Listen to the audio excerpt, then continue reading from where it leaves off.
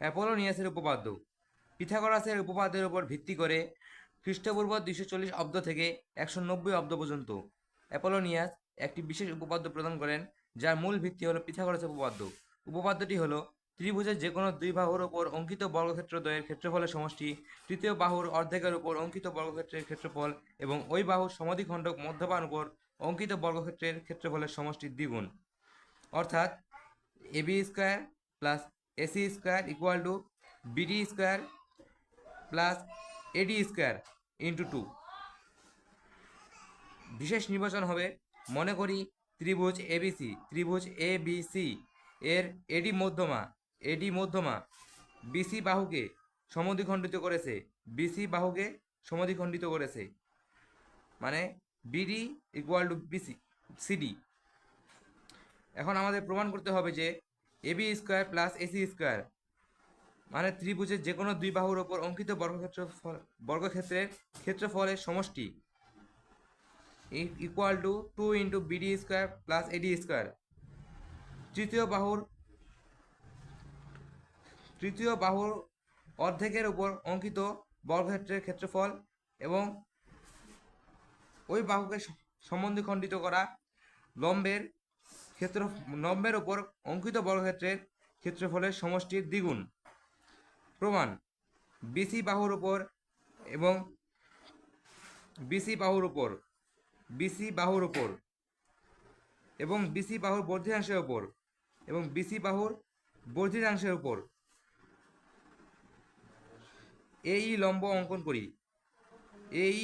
অঙ্কন করি। উভয় চিত্রে ত্রিভুজ এবিডি এর দুইটা চিত্র আছে। এখানে একটা চিত্র সমকোণী ত্রিভুজ, আরেকটি চিত্র বিষমবাহু ত্রিভুজের চিত্র। এখন এখানে কোণ এডিবি এর স্থূলকোণ এডিবি এটা একটা স্থূলকোণ, কারণ এটা এক সমকোণ থেকে বড়, 180 ডিগ্রি থেকে ছোট।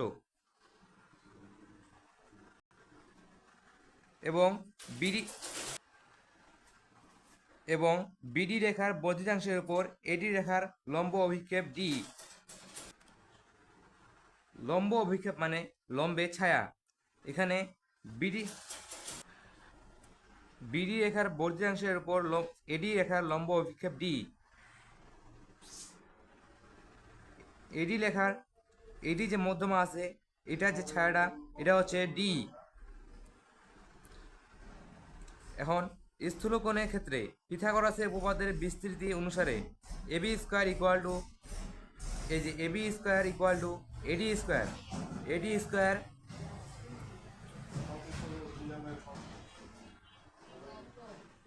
Square plus BD square plus 2 into BD into D. এটা পিথাগোরাসের উপপাদ্য 3,